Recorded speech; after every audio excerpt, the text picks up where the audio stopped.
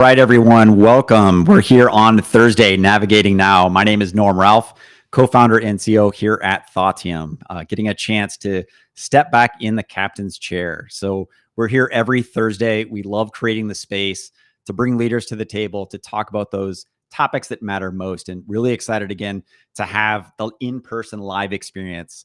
For those that are joining, we really want to welcome our LinkedIn community, those that are dialing in live.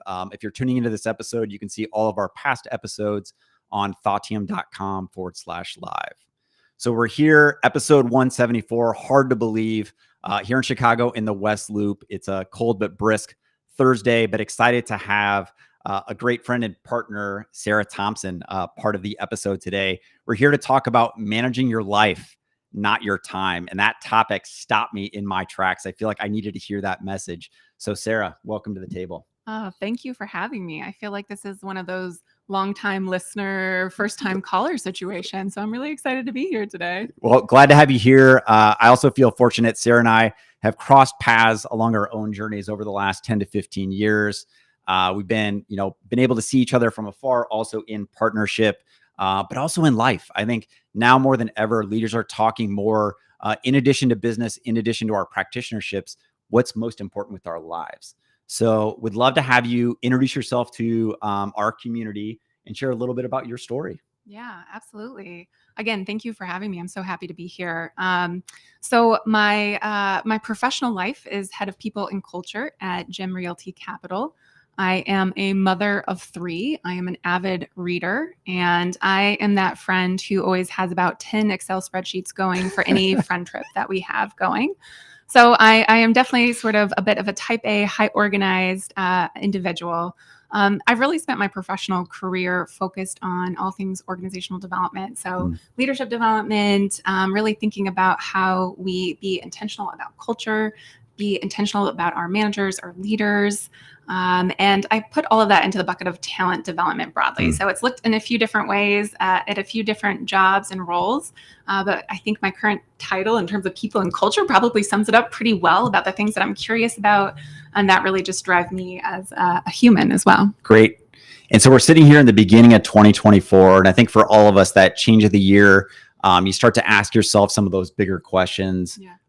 Sometimes people say it's a new season or maybe a new chapter. So maybe curious on for you, like what's the current season or chapter that's really top of mind? Ooh, that's such a good question.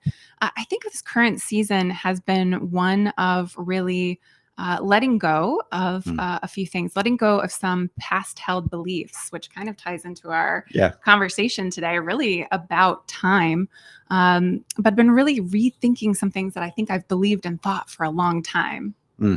Well, one of the things that I've been also picking up on is this concept of maybe what's gotten us here isn't going to be what's going to get us to that next state. And I think for me in particular, as somebody that maybe is an acknowledged achiever and striver, there's a lot about the work that I love to do. It's in service of others. I tend to have a large engine or capacity, but I'm asking myself, does it always need to be this way? Yeah. Similar to you, I feel like a lot of individuals look at me as the organizer, whether it's friend trips or it's part of work or even some of our clients. It's work that I love to do. But then I always ask myself, like, can it be different? Yeah. So, curious for you as you're thinking about this next season, like what are some of the maybe critical shifts or different ways that you might be navigating this season? Yeah, absolutely.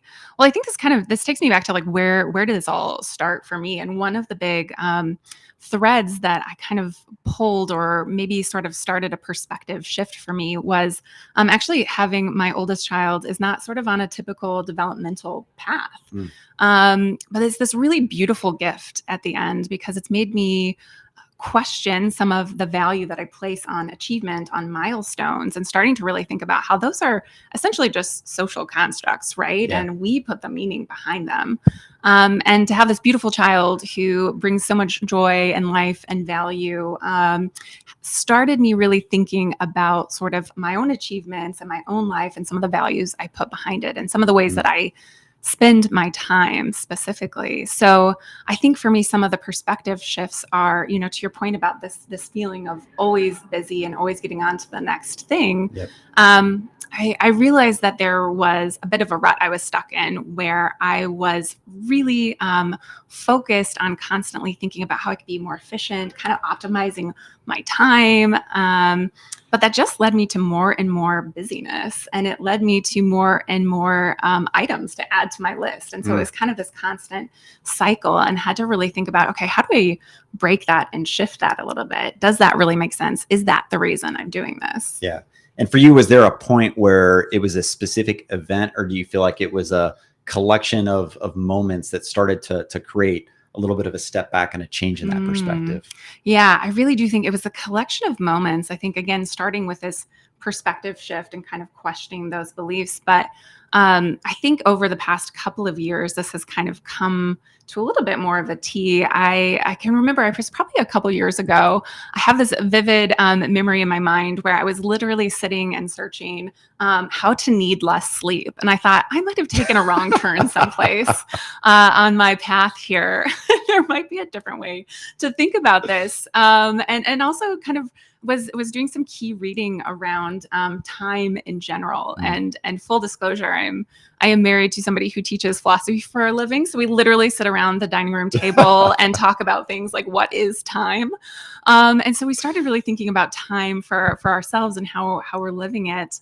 And it made me realize a couple of really key beliefs that were, I think, false, but also just not serving me around time.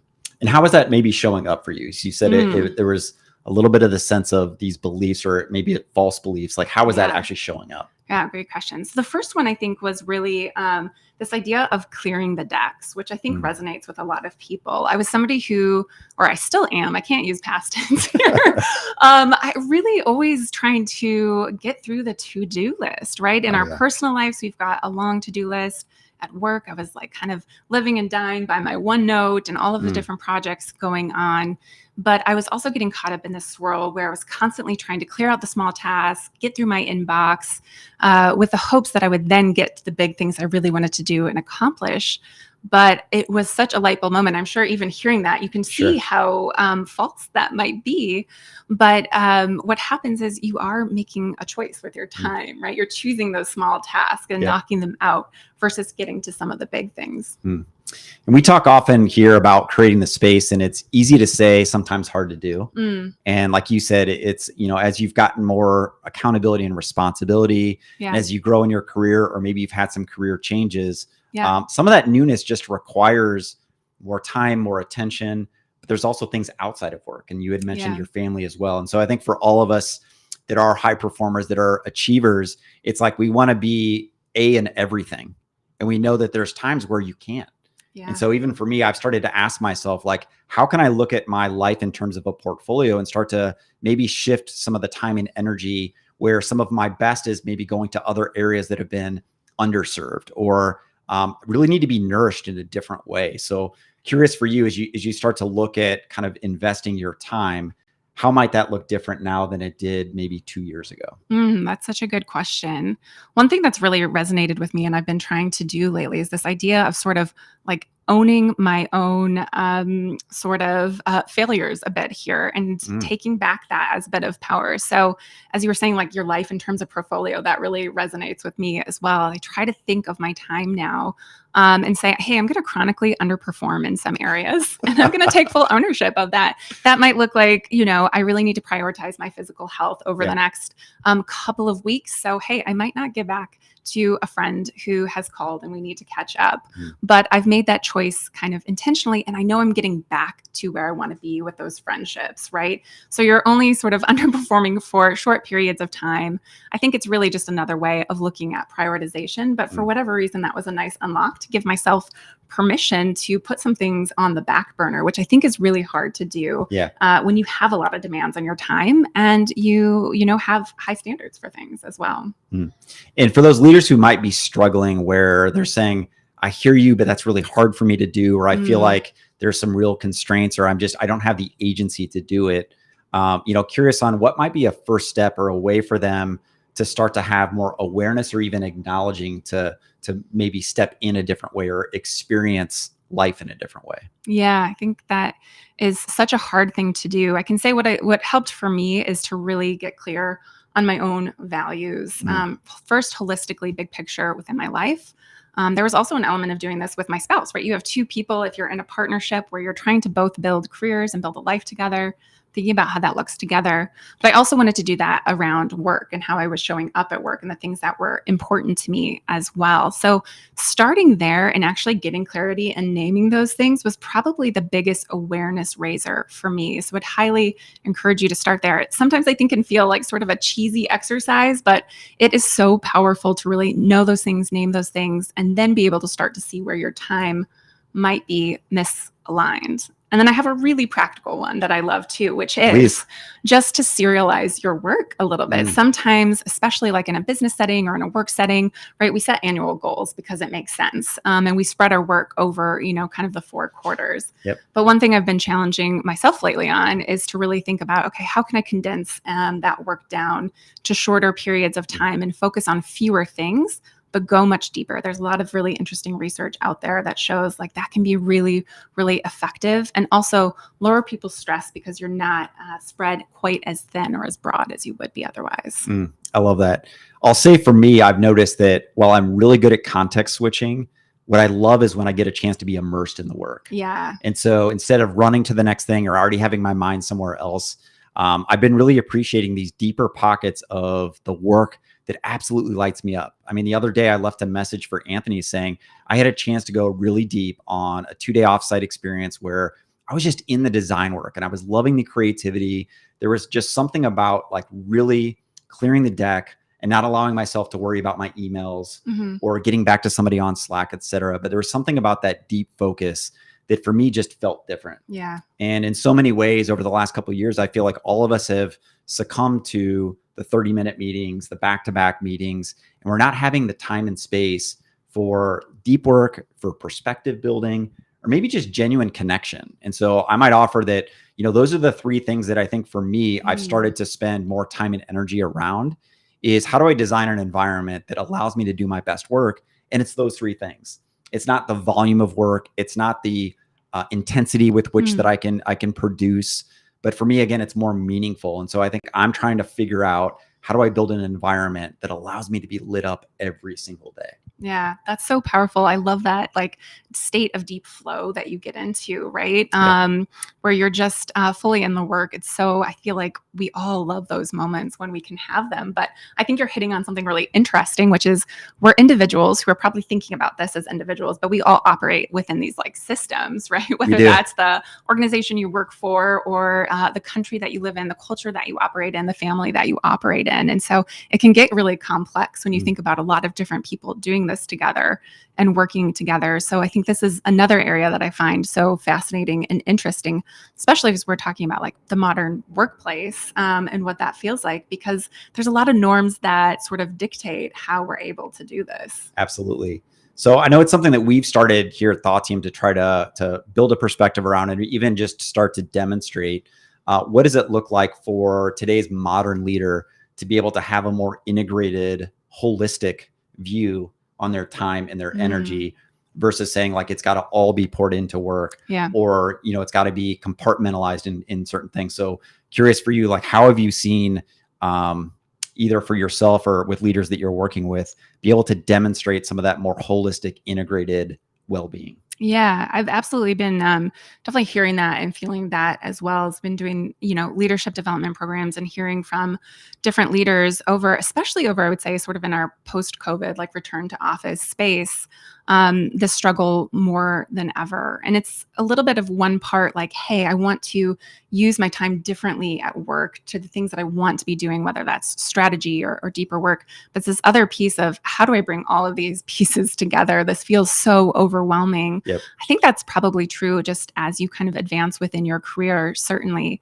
But I think where there's a real opportunity is especially within some of these programs and rethinking how we think about learning and development environment and the workplace to really be open to those conversations, to say, hey, when we're thinking about your development as a leader, we're thinking much more holistically, and we're actually carving out space for you to do some of that work within the session itself, to me is so powerful, to be able to give people that gift of time back to actually think in a much deeper way or facilitate that sort of process for them in a way they might just not be able to carve out because of the swirl that has been created with our day-to-day work. And it's work that you and I have been able to do over the last few years in partnership together. Absolutely. And it's work we love to do, which is really thinking about designing and creating unique experiences and allowing leaders to be on the practice field, to allow them to have the time and space that's required, and also to develop new skills. Like we talk quite a bit about situational leadership. I mean, it's something that so many organizations are struggling with, is what does empathy look like in the workplace? How do I build a performance culture that matches the business results, but also the unique needs for all of our team members? Yeah. And how do I build an environment that's going to get the best out of everyone? And I think in so many ways, we saw that there's these digital libraries and other ways that you might be able to self-learn.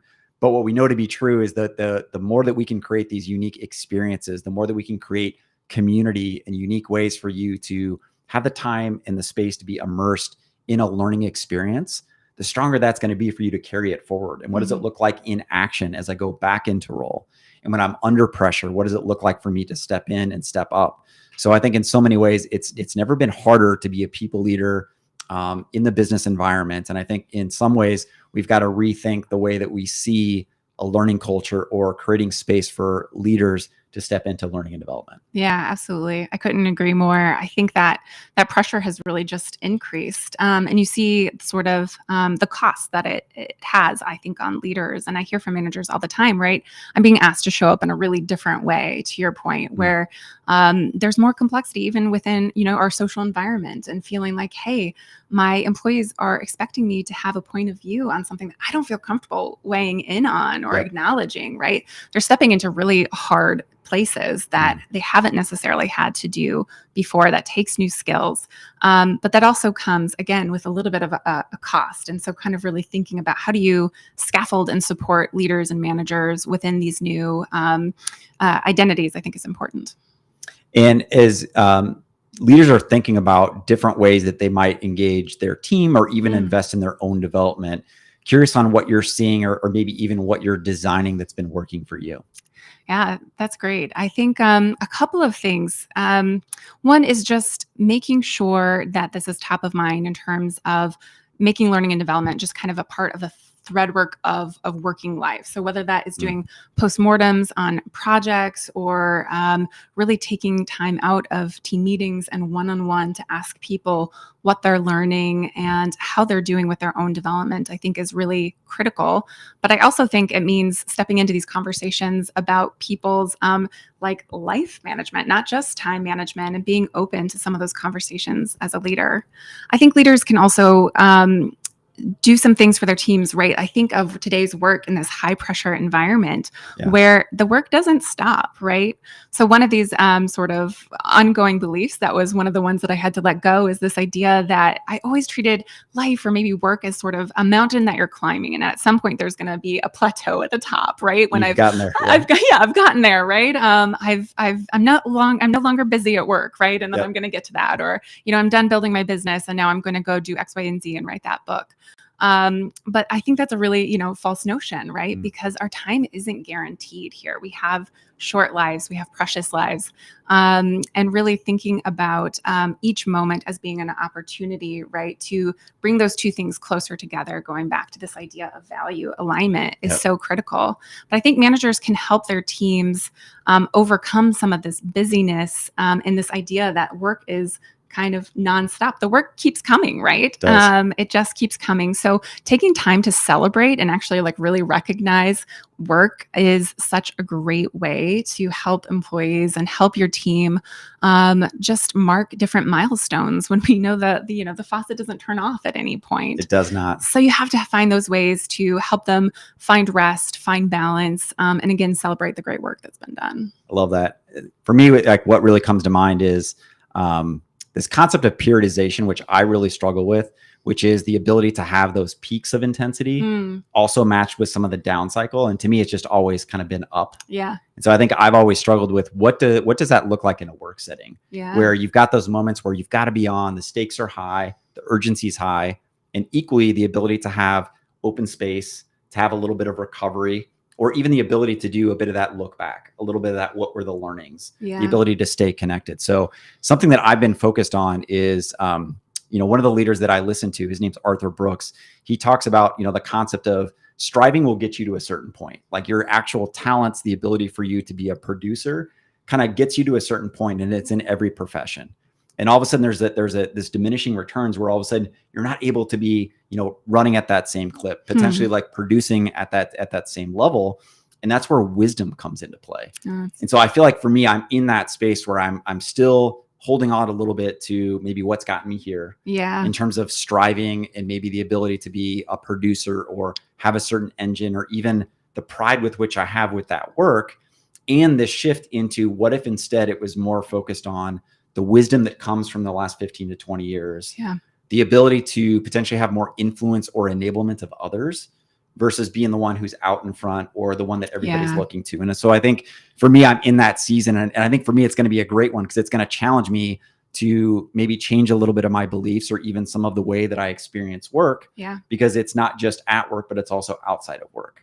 What does it look like for me to not be the one who's organizing? The one who's always, in service of other people? Like, what if instead I was able to exist differently? So I think that's the space that I'm in right now. That's such a great question. Like, what if I could exist differently? I think that's such an exciting question to ask. And I think for me, what's coming up from that, I love Arthur Brooks as well. So big fan of this is also maybe questioning where there might be some of these constructs that are just falsely created, right? Like those stakes feel really high for us sometimes, but if we can take a step back, allow ourselves some space to get a different perspective, I think we can start to question, are the stakes as high as we think they are? Or is that something that I've placed upon myself? Right? Because I think with that comes a lot of freedom to really think of your time and your life and the way you're spending it a little bit differently, right? And maybe a little bit more aligned with what truly brings you a sense of joy and purpose beyond maybe some of these false constructs. I think what I'm learning about this concept of time, my dad retired 6 years ago. And so he's now in his 70s, and every single day he wakes up and he says, I can't believe I get to do this. And just the joy with which he has in his everyday existence is just inspiring. And it was so profound. I remember when I went back to Peoria and I was part of his retirement party, and as I got a chance to meet all of his coworkers, and for me, I hadn't seen his work in 20 years. And so a lot of these individuals I was meeting for the first time, none of them talked about his title. None of them talked about the work that he did, and he had such pride in that work. Every single person talked about the human story and the impact that they had when it mattered most. And usually it was those moments where one of their children was sick, or they needed to have a shift in responsibilities to be able to take care of their parents, or whatever that was. It was nothing about work. And so I think for me, it started to open my eyes about, it's really about impact. It doesn't have to do with the achievement. It doesn't have to do with the job responsibilities. But at the end of the day, again, like this concept of time, I said, now that you don't have the responsibility or the ownership of like leading a large team, you now have the ability to just experience life. And I'm like, imagine if you get to do that for the next 30 years. And so instead of looking at retirement as the end, to me, like that's a new beginning. And so I feel like for me, I'm in kind of this midlife piece where I'm getting a sense that there's a new beginning for me, but I'm also inspired by my dad who's in his 70s, that he's getting a chance to have his own new beginning. So I feel like for all of us, there might be two different points where we get a chance to almost reimagine or re-experience life in a different way. Yeah, that's so beautiful. I think similar. I mean, I think I'm at a similar sort of midlife stage of things. And it makes you realize this again, as we've been talking about this sort of like uphill climb idea, and trying to bring down maybe this idea of like a plateau to say, hey, how I'm spending my days is how I'm spending my life, Mm. right? And so thinking about what a gift that is, and how we can make sure that those two things are a little bit closer together for us. It is a new beginning. It is a new opportunity. You release some things, and a whole new door opens up, I think, to think about your life just from a different perspective in a way that's really freeing. Love that. Well, appreciate you getting a chance to come here live. Again, we've so value the in-person experience, having an opportunity to share some of these thoughts. I know for me that as soon as you mentioned this concept of like managing your life, not your time, again, it kind of stopped me in my tracks. I was like, I feel like I needed to hear that message. So I think all of us who are high performers, who are leaders, whether it's in the business, in your community, or part of your family, it's just such an important piece to ask yourself, like, what's the life I want to lead? Being able to actually design that experience, and what does it look like to, one, take care of yourself, and two, be able to be in service of others. And I think the first thing you've got to do, like you said, is get clear on your values, get clear on what's most important. All of a sudden that becomes your North Star. It becomes a lot easier to say no to things and say yes to a lot of others. Yeah, absolutely. That very much resonates. Great. Well, again, we really appreciate everybody tuning in. We love this as a platform, the ability to create the space for amazing humans and leaders who are doing incredible work in the business and in community. We're here every week. So looking forward to seeing you all next week, as we're here Thursday at 3 p.m. Central.